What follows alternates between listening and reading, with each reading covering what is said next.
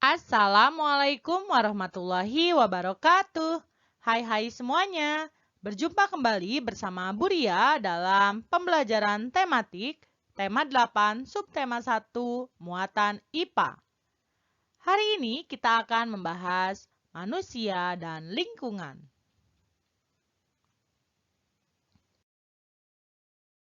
Lingkungan merupakan segala sesuatu yang ada di sekitar kita serta memengaruhi kehidupan manusia. Lingkungan sangat berguna bagi manusia karena menyediakan semua kebutuhan manusia. Sebagai contoh, tumbuhan dan hewan dapat menjadi sumber makanan bagi manusia. Tumbuhan juga dapat menghasilkan udara bersih dan menyimpan air. Oleh karena itu, kita harus selalu menjaga kelestarian lingkungan. Kita dapat menjaga lingkungan dengan beberapa cara. Yang pertama, merawat dan tidak mengganggu hewan di sekitar, mengolah sampah organik menjadi pupuk kompos, dan menanam serta merawat tanaman.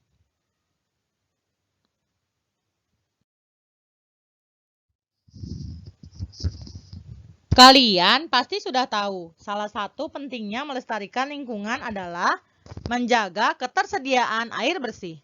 Sebab setiap hari kita selalu membutuhkan air untuk kelangsungan hidup. Air tidak hanya berguna bagi manusia, tetapi juga berguna bagi hewan dan tumbuhan.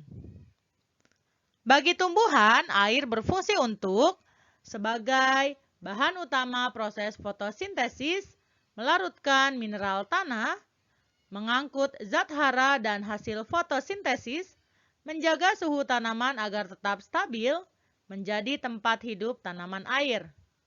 Bagi hewan, fungsi air untuk memenuhi kebutuhan cairan tubuh, membantu mengangkut nutrisi ke seluruh tubuh, membersihkan tubuh, menjaga suhu tubuh, serta tempat hidup hewan air.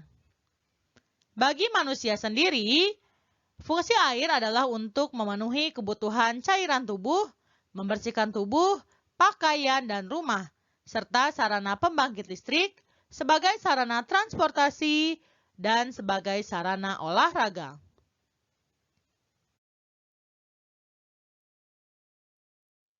Secara alami, air selalu tersedia di bumi, sebab air mengalami siklus atau perputaran secara terus-menerus dari bumi ke atmosfer. Selama terjadinya siklus air akan mengalami perubahan dari satu wujud ke wujud lainnya. Untuk lebih jelasnya, perhatikan video berikut ini. Halo sahabat cerdas, tahukah kalian, sekitar 71% permukaan bumi tertutup oleh air. Dari jumlah tersebut, 97% merupakan air asin yang berada di laut, sedangkan sisanya 3% merupakan air tawar. Sebanyak 2% dari air tawar merupakan es yang berada di kutub. Sisanya yang dapat kita gunakan berada di danau, sungai, dan air tanah. Manusia menggunakan air untuk berbagai kebutuhan, misalnya mandi, minum, mencuci, menyiram tanaman, dan berbagai kebutuhan lainnya. Namun, meskipun digunakan secara terus-menerus, air yang ada di bumi tidak akan habis. Hal ini terjadi karena adanya siklus air. Lalu, tahukah kalian apa itu siklus air? Siklus air adalah sirkulasi atau perputaran air secara terus-menerus dari bumi ke atmosfer, lalu kembali lagi ke bumi.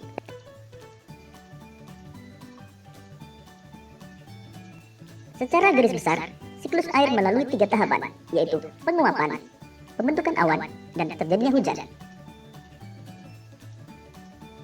Air di laut, sungai, dan danau menguap karena terkena panas matahari. Proses penguapan tersebut disebut evaporasi.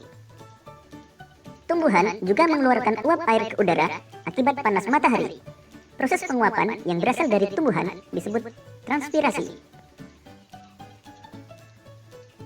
Uap air dari permukaan bumi akan naik ke udara dan membentuk awan. Kumpulan uap air tersebut akan mengalami pengembunan membentuk titik-titik air. Proses tersebut disebut kondensasi. Lalu angin akan membawa awan ke daratan atau dataran tinggi. Selanjutnya titik-titik air di awan akan turun menjadi hujan. Proses ini disebut presipitasi. Lalu air akan mengalir ke dataran rendah dan menciptakan suatu siklus yang berlangsung secara terus-menerus.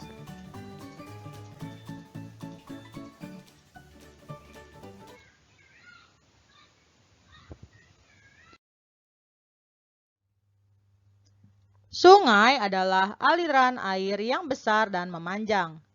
Air sungai berasal dari air hujan dan air yang mengalir dari hulu sungai. Di hulu sungai terdapat beberapa mata air yang memancar keluar dari tanah. Air yang keluar kemudian membentuk aliran-aliran kecil. Setelah beberapa lama, aliran-aliran kecil ini akan menyatu menjadi sungai. Sungai mengalir secara terus-menerus dari sumber atau hulu menuju ke muara atau hilir. Sungai berada di tempat terbuka yang terkena panas matahari secara langsung. Air sungai dapat menguap saat terkena panas matahari. Persediaan air sungai bergantung pada faktor curah hujan, cuaca, dan kondisi hulu sungai. Persediaan air sungai tidak akan berubah jika ketiga faktor tersebut dalam keadaan normal. Namun, persediaan air dapat berkurang drastis jika curah hujan sangat rendah atau musim kemarau yang panjang. Jika hujan tidak turun dan cuaca sangat panas dalam waktu yang lama, air sungai akan mengering. Selain musim kemarau, penebangan hutan juga bisa memengaruhi persediaan air sungai. Jika hutan di hulu sungai ditebangi hingga habis, tidak ada lagi pohon yang menyimpan air tanah. Akibatnya, mata air di hulu sungai akan mengering dan tidak mengalir ke sungai. Air sungai banyak dimanfaatkan oleh manusia, hewan, dan juga tumbuhan. Manfaat bagi tumbuhan sebagai bahan utama dalam proses fotosintesis, sebagai tempat hidup. Manfaat bagi hewan sebagai sumber air minum, membersihkan tubuh, dan sebagai tempat hidup. Bagi manusia, bisa untuk mencuci, mengairi tanah pertanian, sebagai sarana transportasi, dan sebagai sarana pembangkit listrik.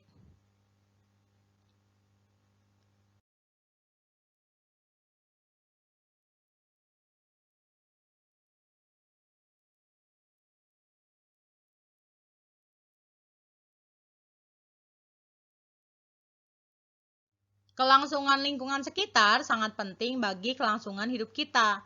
Oleh karena itu, sudah seharusnya kita menjaga kelestarian lingkungan sekitar. Usaha yang dapat kita lakukan untuk menjaga kelestarian lingkungan sekitar antara lain, mengingatkan teman dan keluarga agar tidak merusak lingkungan, menanam bibit pohon di lingkungan sekitar rumah dan sekolah, membuat poster, menjaga kelestarian lingkungan sekitar, mengurangi penggunaan plastik sekali pakai, menghindari membuang sampah di sungai. Demikianlah pembelajaran kita hari ini. Silahkan dikerjakan tugas-tugas di buku paket tema 8 subtema 1. Kemudian, buatlah sebuah poster untuk anjuran menjaga kelestarian di lingkungan sekitar. Wassalamualaikum warahmatullahi wabarakatuh.